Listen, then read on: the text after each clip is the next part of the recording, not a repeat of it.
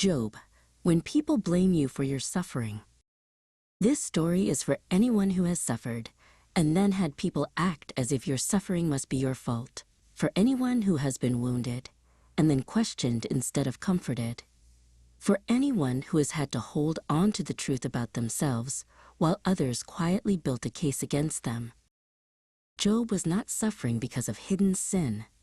He was described as blameless and upright, a man of integrity who cared for the poor, prayed for his family, and turned away from evil. He wasn't perfect, but he was genuinely faithful. Then, in a single day, everything collapsed.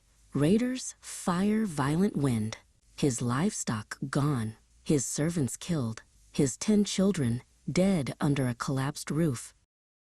In the middle of that devastation, raw, immediate, and total, Job tore his robe, fell to the ground, and said, "The Lord gave, and the Lord has taken away. May the name of the Lord be praised." Then, painful sores covered his whole body. He sat in ashes, scraping his skin with broken pottery. His friends heard what happened and came to him. For 7 days, they sat on the ground beside him and said nothing. That silence was their finest hour. Then they started talking. Eliphaz spoke first. "Who, being innocent, has ever perished?" The implication was clear. Innocent people don't suffer like this. If Job was in this much pain, he must be guilty of something. Their theology turned his wounds into evidence against him.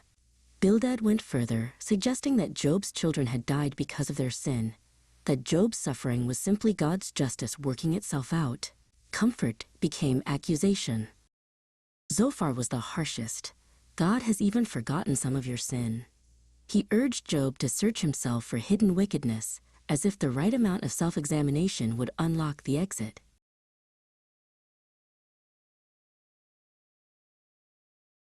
The cruelty was not in their anger. It was in their certainty. They looked at Job's wounds and saw evidence.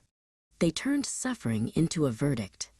And the more Job protested his innocence, the more suspicious they became.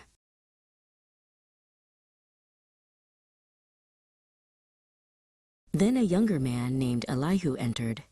He was frustrated with the 3 friends for failing to convince Job. But his frustration with Job ran just as deep. His argument was more complex. God uses suffering to correct people, to keep them from pride, to shape them into something better. His words sounded wiser, but they still leaned in the same direction, that Job's suffering must somehow be correcting something in him. Though their arguments differed, each man pushed toward an explanation instead of simply sharing Job's grief. Job did not stay silent. "You smear me with lies. Miserable comforters are you all." He refused to confess to something he had not done. He held his ground, not out of pride, but because the truth mattered, even when no one believed him.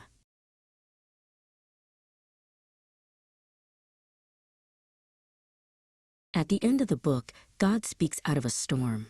He does not give Job a full explanation. He does not hand him a simple reason. Instead, he asks question after question about the foundations of the earth, the storehouses of snow, the paths of stars, and the wildness of creatures beyond Job's control. One thing becomes clear. Job is not in a position to see the whole picture.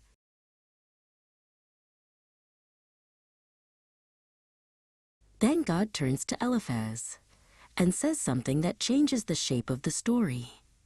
"I am angry with you and your 2 friends, because you have not spoken the truth about me, as my servant Job has."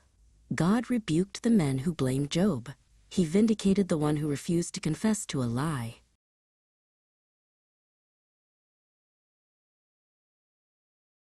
Job's story is bigger than one question, but one truth stands out clearly. Suffering does not always point to personal sin. Pain is not always proof of guilt.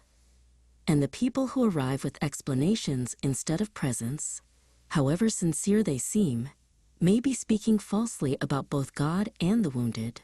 God affirmed Job's integrity when others questioned it. He is not confused by false judgments. He knows the truth about you too. After the Lord had said these things to Job, he said to Eliphaz the Temanite, I am angry with you and your 2 friends, because you have not spoken the truth about me, as my servant Job has. Job chapter 42, verse 7.